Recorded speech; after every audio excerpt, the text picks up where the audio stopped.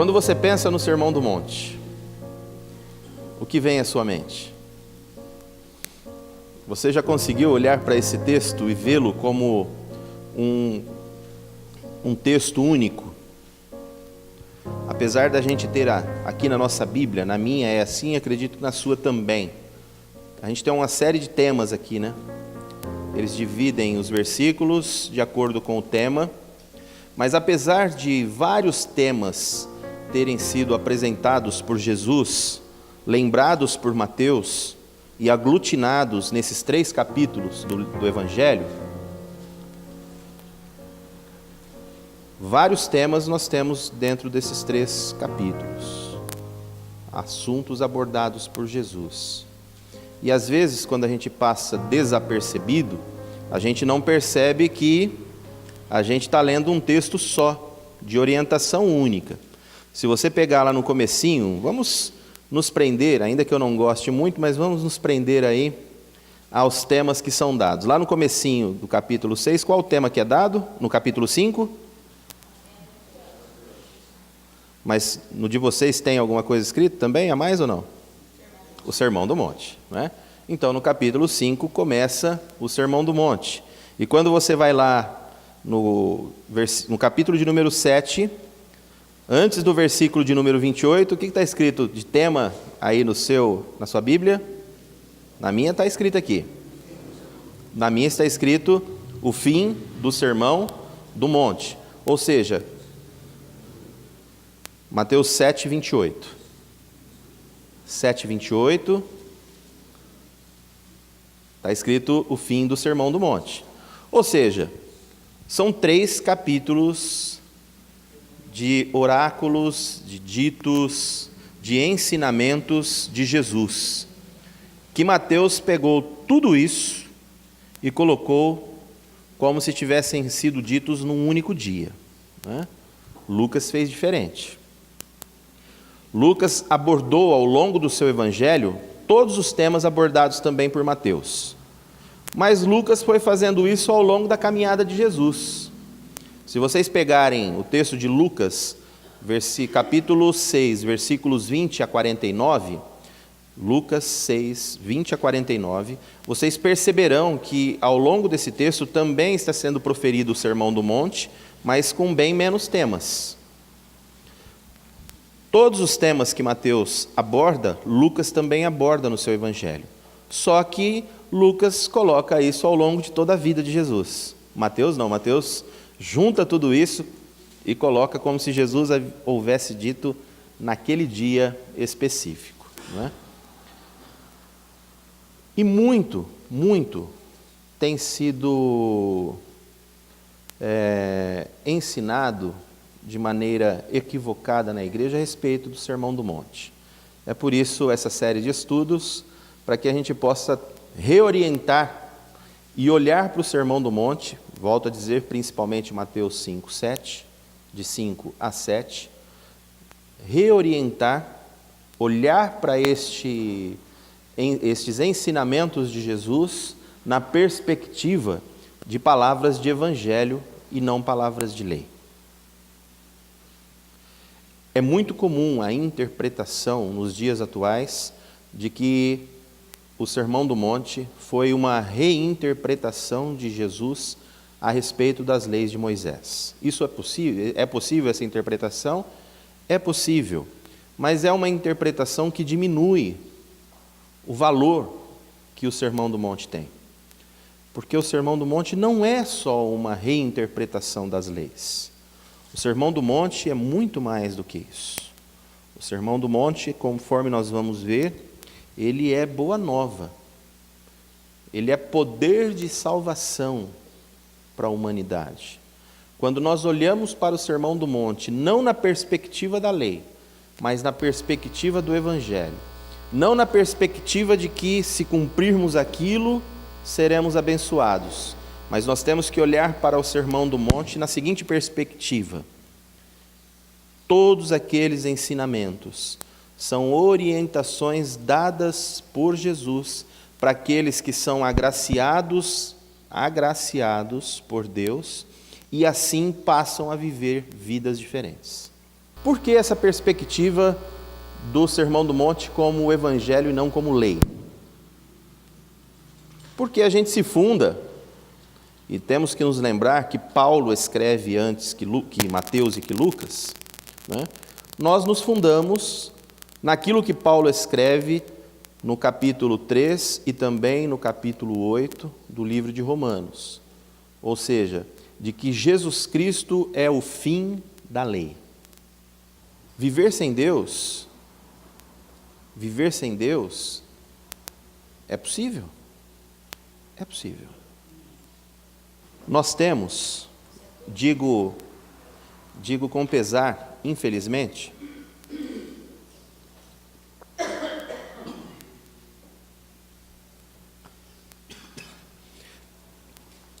quase 400 anos de separação entre religião e humanidade. Ou seja, a religião tem o seu próprio lugar, e o ser humano tem o seu próprio lugar.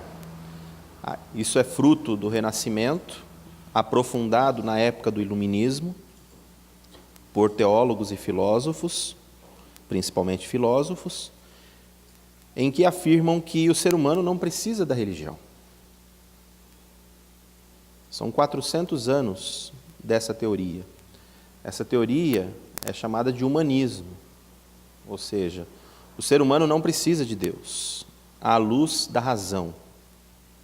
A racionalidade mostra ao ser humano que o ser humano não precisa de Deus. São 400 anos que somos bombardeados com esta afirmação, em que a humanidade pegou a religião e os religiosos e colocou dentro da sua caixinha, que é a igreja.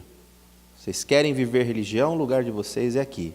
O mundo não precisa de religião, o mundo não precisa de Jesus. Isso o mundo tem nos dito há 400 anos. É só a gente dar uma olhadinha na história. O aprofundamento de tal afirmação de que o mundo não precisa de Deus chega ao ápice no final do século XIX, na segunda metade do século XIX, através dos escritos de Feuerbach e Marx, mas aprofundados ainda mais por Nietzsche, todos filósofos, não é? Feuerbach, Marx e Nietzsche, ao ponto de Nietzsche dizer: Deus está morto. Tem um livro, um filme muito bacana, eu já li livros também, mas tem um filme muito bacana, quero assistir com os jovens aqui ainda. Vocês já assistiram Deus está morto? É muito legal, né, Juninho? Hã? Oi? É um filme muito legal de assistir, em que conta a história de um jovem que entra para a universidade e vai ter aulas com um professor que foi criado dentro do cristianismo, mas que se tornou ateu. E o professor insiste em doutrinar os seus alunos para que todos virem ateus. Aquele professor pegava, e aí por isso eu comecei dizendo, tudo que falei a respeito das quartas, e isso vale para tudo que nós aprendemos na igreja. Se o que nós aprendemos aqui não servir para a nossa vida, ou seja, o que eu aprendi aqui hoje, se eu sair ali fora e aquilo não me mudou, não me fez uma pessoa melhor, não me fez uma pessoa mais parecida com Jesus, é puro conhecimento. E aí, para ter conhecimento, você pode adquirir ficando na sua casa, lendo livros, não é? A gente vem aqui para juntos sermos tocados pelo Espírito Santo de Deus, de tal forma que os conhecimentos que a gente adquire nos tornem pessoas melhores. Crente não pode cantar e ter o lema da Gabriela, porque eu nasci assim, eu sou assim e vou ser sempre assim, vou morrer assim. Eu sou sempre assim, vou morrer assim. Eu sou Gabriela. Crente não pode ser assim. O crente tem que ser aquele que, assim, todos os dias, tem que acordar e fazer a seguinte oração: Senhor, me transforma hoje numa pessoa melhor. Me dê condições de crescer, de ser alguém melhor, de me aproximar mais de Jesus. Essa deve ser a nossa oração. O mundo tem pregado que Deus não é necessário. E 400 anos desta teoria, com um aprofundamento no século XIX, final do século XIX. Contudo, no início do século XX, em 1914, inicia-se a Primeira Guerra Mundial. Ao iniciar a Primeira Guerra Mundial, o mundo descobre que talvez os filósofos que haviam anunciado de que Deus não era necessário estavam errados. E começam a repensar a importância da religião e a importância da fé para que a humanidade seja uma humanidade mais próxima de alcançar justiça e paz. O século XX e início do século XXI que nós vivemos, vive essa retomada das religiosidades, em que mais uma vez o ser humano volta-se a enxergar a importância. Continuam existindo ateus? Continuam. Mas a humanidade volta a enxergar a importância que a religião e que a fé tem na vida das pessoas. Não só na perspectiva do que falou Maquiavel há 500 anos atrás. Ou seja, Maquiavel escreveu um livro que se chama O Príncipe, em que ele dá orientações ao governante. Tolera a religião, porque a religião vai te ajudar a governar.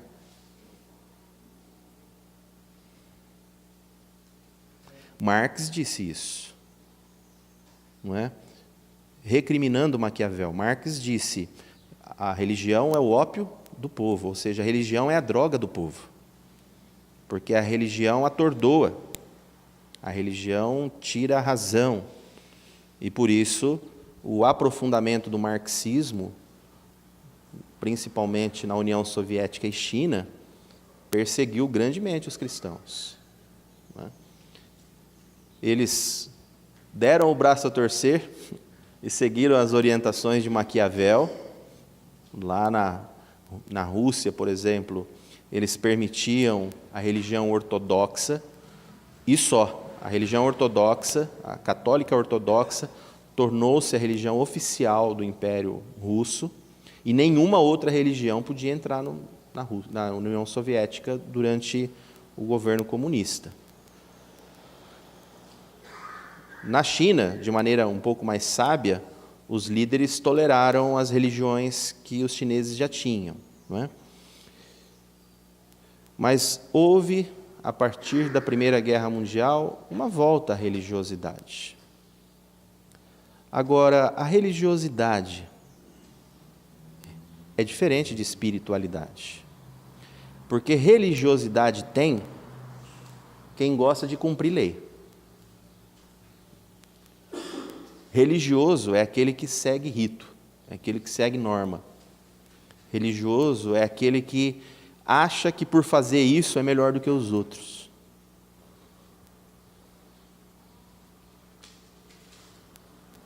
Lembram-se lá da parábola do rico e do Lázaro? O rico batia no peito: eu sou bom, não sou igual esse aqui. Eu cumpro a lei. Os fariseus, na época de Jesus, se achavam melhores, religiosos. Achavam-se melhores porque eram cumpridores da lei.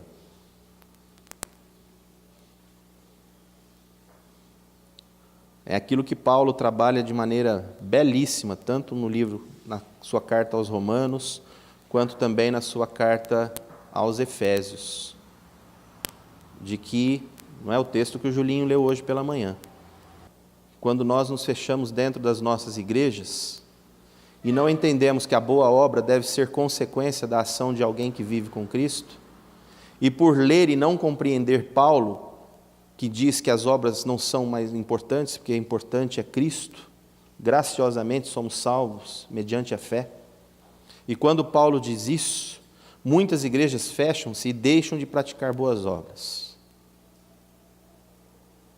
Muitos crentes deixam de cumprir a lei, por não entender que, ao nos aproximarmos de Cristo, nós devemos ser pessoas que seguem as orientações de toda a Escritura e também da lei. Os 10 mandamentos não deixaram de ter importância. Acerta a Jo quando ela diz, não é, que com Cristo as leis cerimoniais, ou seja, aquelas leis que regiam a religiosidade, foram deixadas de lado, a grande maioria. Não é? E leis também de aspecto moral e político da época do deserto também foram deixadas de lado, na época de Jesus. Um exemplo disso, em Levítico diz que quem mata deve morrer. Na época de Jesus já não era mais assim. Não tinha pena de morte para quem matava. Lá em Jesus já não existia mais pena de morte. Infelizmente tem gente aqui no Brasil, nos Estados Unidos, um país evoluído, tem pena de morte. Tem gente no Brasil que acha que deve voltar a pena de morte. Jesus rompe com esse olho por olho. Aqui no Sermão do Monte, nós vamos ver nos próximos domingos, ele acaba com essa lei. Olho por olho, dente por dente. A lei de talião. Que era comum no Antigo Testamento, Jesus acaba com isso. Jesus dá uma nova interpretação à lei. O filme é muito bacana. Deus está morto, porque mostra um jovem que, ao se deparar com um professor ateu, que insistia em doutrinar os seus alunos ao ateísmo, não é? O professor ele era mais fiel àquilo que ele acreditava do que muita igreja, não é? Porque as igrejas hoje estão deixando de pregar o Evangelho, estão deixando de pregar Cristo. Ou prega distorcido, né? Mas a gente tem que deixar de pregar Cristo. Aquele professor do filme, não, o professor ele insistia em fazer com que todas as pessoas acreditassem naquilo que ele acreditava. E tinha um aluno lá, jovem ainda, no máximo uns 20 anos, né, em época de faculdade, em que ele não aceita ser doutrinado pelo professor. Porque aquele jovem, quando estava na igreja, ele não ficava só adquirindo conhecimento por conhecimento. Ele era um jovem que, ao adquirir um conhecimento, começava a pôr aquilo em prática na vida dele. Ou seja, ele pegava aquilo que era lei, conforme Jesus, e transformava aquilo em evangelho. Transformava aquilo em boa nova, transformava aquilo em coisa boa, transformava aquilo em palavra capaz de levar à salvação. Aquele jovem era um jovem que já havia se encontrado com Cristo. E quando alguém verdadeiramente se encontra com Cristo, sua vida é transformada. Não quero dizer com isso que é sábio a gente sair por aí debatendo, principalmente como aluno, ficar discutindo com o professor. Em sala de aula, aluno sempre vai perder para o professor, né? Não tem como debater com o professor, sempre vai perder. Mas o exemplo daquele jovem é muito bacana no livro. E no final, algumas situações vão acontecendo com a vida do professor, que faz aquele professor repensar a respeito das suas próprias convicções. Não é? Ele tinha suas convicções, mas percebe que a sua vida era uma vida muito ruim. Ele morava com uma namorada, a namorada deixa ele, não é isso? No final, ele é atropelado e morto. O filme termina com essa moral trágica própria dos anos 80, o livro é escrito nos anos 80, e os anos 80, 70, 60, 70 e 80, né? Eu digo os anos 80 foi o ano que eu vivi, né? Minha juventude. Mas os anos 80 a evangelização era muito marcada pelo medo. e não pelo amor. Ou seja, nos anos 80 a gente não falava do amor de Deus para outras pessoas. Eu digo isso porque eu vivi essa época. A gente, quando ia evangelizar, a gente dizia: aceite Jesus, senão você vai para o inferno. Era o que se pregava. Você não chegava para uma pessoa para falar a respeito do amor. Você chegava para uma pessoa para dizer isso. Falar: olha, arrependa-te, porque senão você vai para o inferno. Os folhetos que nós distribuíamos em praça pública, nos cultos que nós fazíamos, eram folhetos assim, todos psicodélicos, todos manchados em vermelho e preto. O vermelho para fazer referência a sangue mesmo, né? Ou seja, você vai para o inferno. Aquelas chamas embaixo assim, eles eram vermelhos por cima assim, embaixo amarelos de tipo chama de fogo, né? Já mostrando que se você não se converter é o inferno. E o inferno já está aqui fervendo já. Era uma pressão. Teve seus efeitos? Teve. Muita gente chegou a Cristo dessa forma? Chegou. Ainda é possível ter essa mesma estratégia de evangelização? Eu acredito que não. O ser humano hoje é um ser humano diferente do que era 30, 40 anos atrás. Não é? Ainda que a mensagem seja a mesma, ainda que a consequência de uma vida sem Jesus seja o inferno, o que a gente deve pregar não é o inferno, a gente deve pregar o amor. Quem segue nessa linha aí são essas igrejas neopentecostais, com práticas de exorcismo.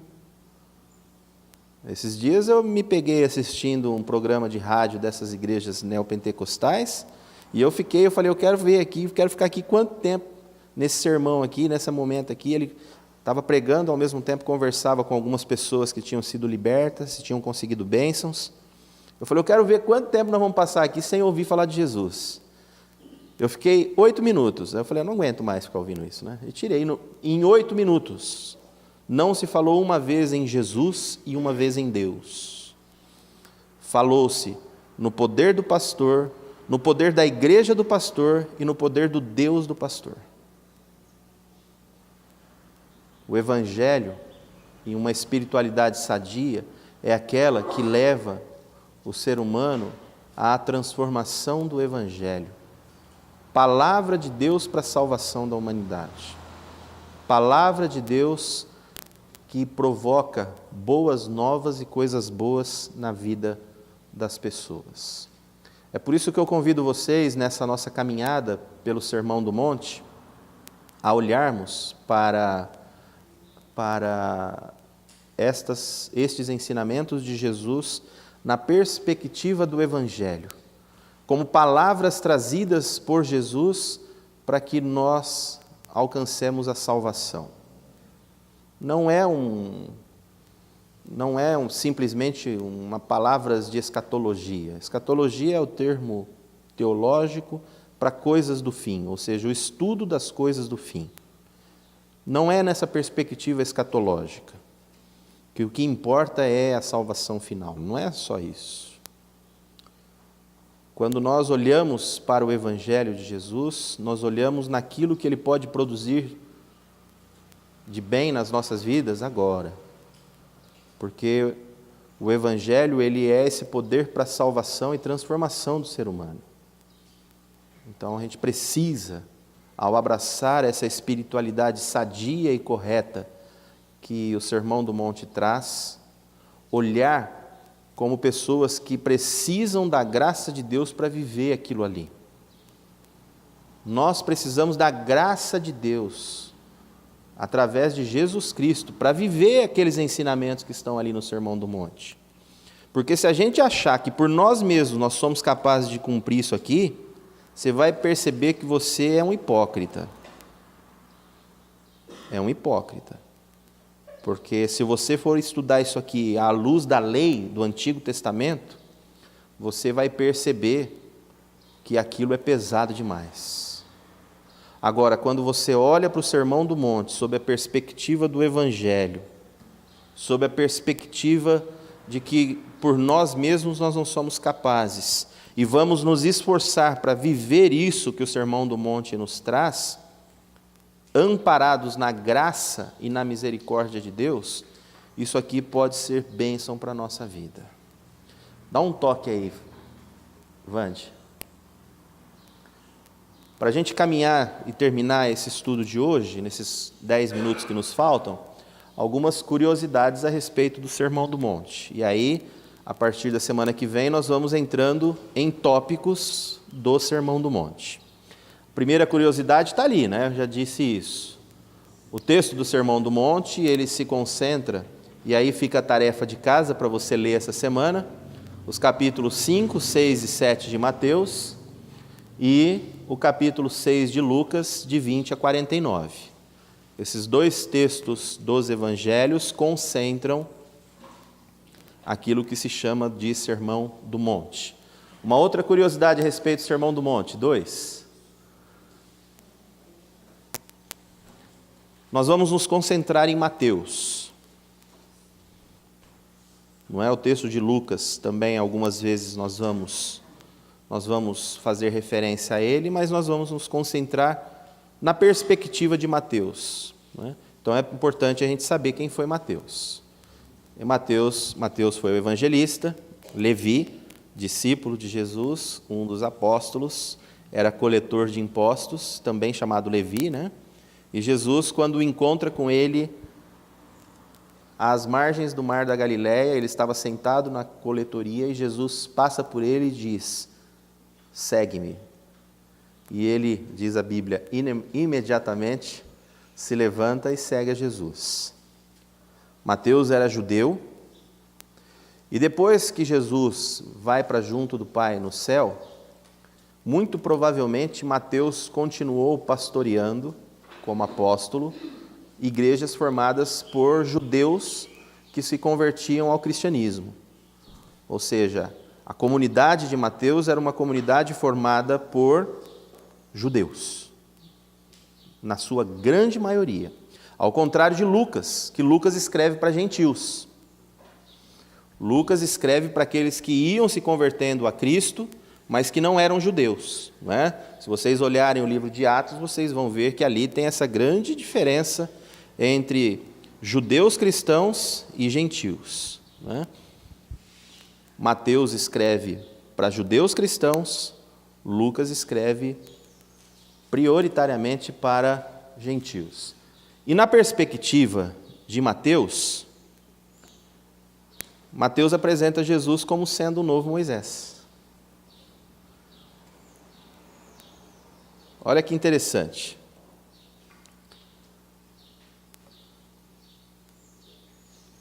Jesus, quando foi chamado para exercer o seu ministério, não é? Lembram-se que antes ele foi batizado e logo após o seu batismo, o que acontece com Jesus? Vocês se lembram? O que acontece com Jesus depois do batismo? Sim, mas é isso tudo no momento do batismo. Terminou o batismo ali, ele saiu do mar, despediu de João Batista, ele foi embora. Ele foi embora para onde? Foi embora para o deserto, ser tentado. Ele foi embora para o deserto ser tentado. Ali ele fica 40 dias sendo tentado. Por que chama Sermão do Monte? Porque Jesus estava no monte. Não é? Jesus estava no monte. Também uma similaridade de Jesus com Moisés, porque Moisés recebe as leis, recebe as pedras, onde? No monte? No Monte Sinai. Mais uma similaridade de Mateus em que aproxima Jesus de Moisés. E a razão principal? Moisés foi o libertador, aquele que tirou o povo hebreu que sofria no Egito, levando-os até a terra prometida. Jesus é esse novo Moisés, aquele que, através dos seus ensinamentos, tem a capacidade de resgatar o ser humano dos seus pecados e levá-los até Deus. Levá-los não na promessa de uma terra, como foi a promessa dada a Moisés e feita por Moisés a seu povo, mas a promessa de Jesus é para aqueles que aceitassem viver conforme ele, receberiam novo céu e uma nova terra. Jesus promete morada, João capítulo 14. ou seja, vou preparar-vos lugar. Então, Mateus aproxima Jesus de Moisés para que aqueles que eram judeus aceitassem a mensagem de Cristo. 4. Uma outra curiosidade desse sermão, não é?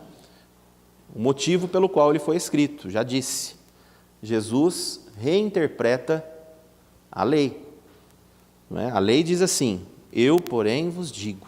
Jesus profere esse sermão reinterpretando a lei. Ou seja, quem reinterpreta não está pondo fim à lei. Não está dizendo isso não tem mais importância.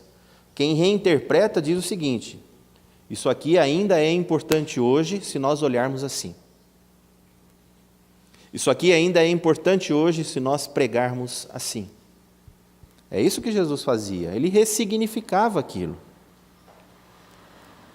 É por isso que eu insisto, mesmo falando para adultos, hoje temos os jovens aqui com a gente, mas eu insisto com vocês adultos que não é possível a gente cristalizar a palavra de Deus. A palavra de Deus, ela se renova a cada manhã. Ela é viva. Não dá para a gente conversar com jovens com a mesma linguagem e falar a respeito, transmitir a palavra de Deus da mesma forma que se transmitia na minha geração, na geração da maioria de vocês.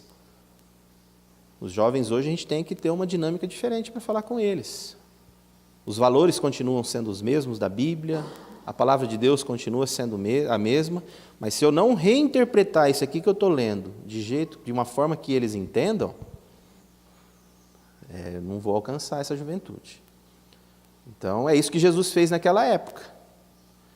A coisa estava cristalizada, eles achavam que era aquilo mesmo, de Moisés para cá não mudou nada. A gente escuta isso dentro da igreja, hein, gente?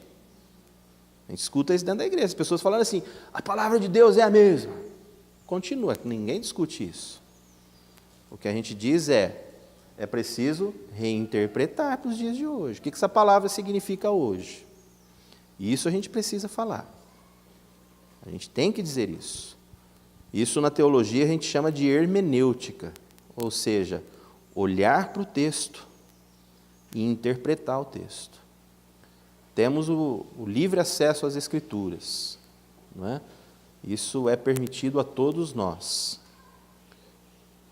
Essa é uma das posições fundamentais da Igreja Reformada, da qual nós fazemos parte, não é? Que é o sacerdócio universal. Todos nós podemos olhar e interpretar a palavra de Deus, desde que a gente tenha conhecimento suficiente para fazer isso.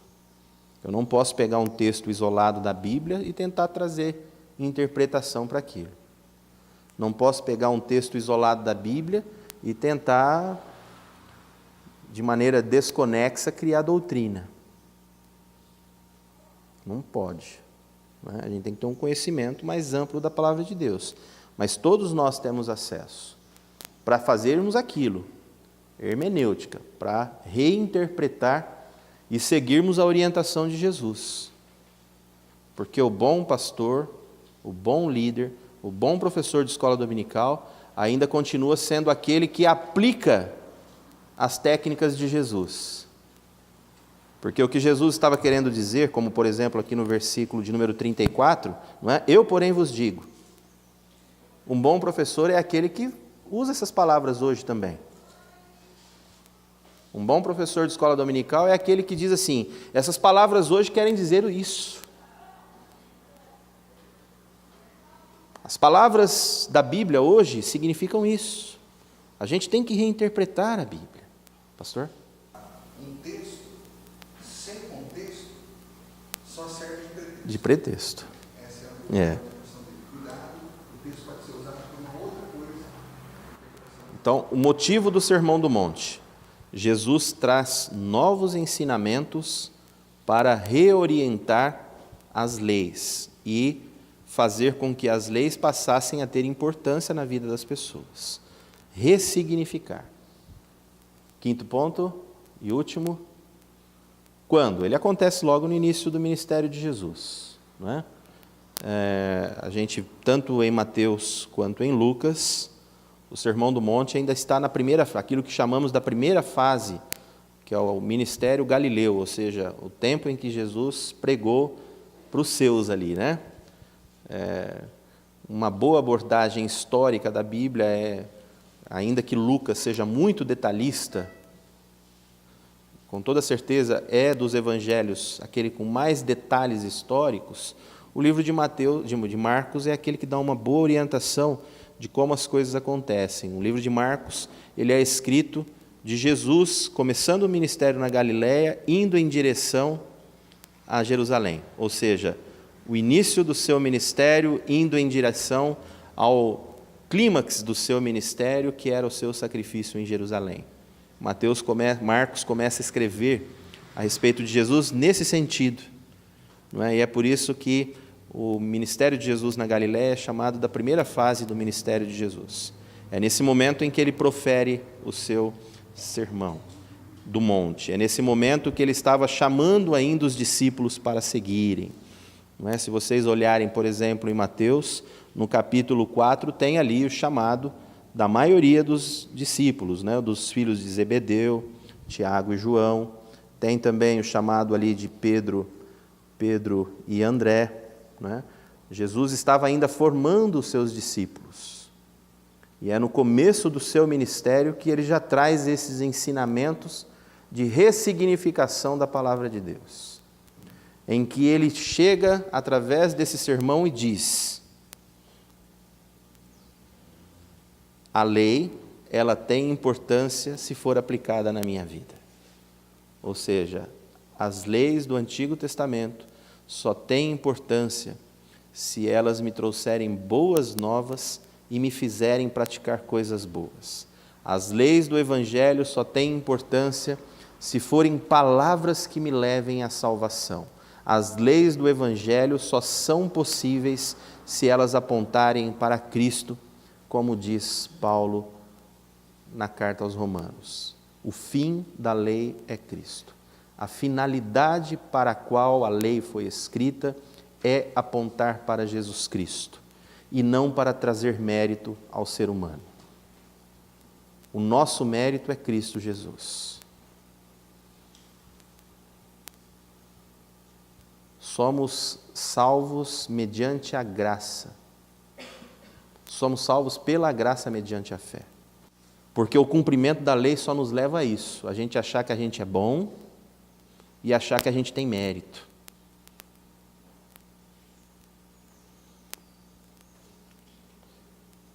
O Evangelho é aquele que coloca o ser humano no seu devido lugar e diz: nós não somos nada sem Cristo Jesus. E precisamos da graça de Deus sobre as nossas vidas, para que possamos viver vidas plenas, vida em abundância. Que essa nossa caminhada pelo Sermão do Monte, nos próximos domingos, nos traga a motivação de vida, nos traga a alegria de vida, para que possamos, ao ler o Sermão do Monte, vermos que ele é poder de Deus para a salvação das nossas vidas e de toda a humanidade.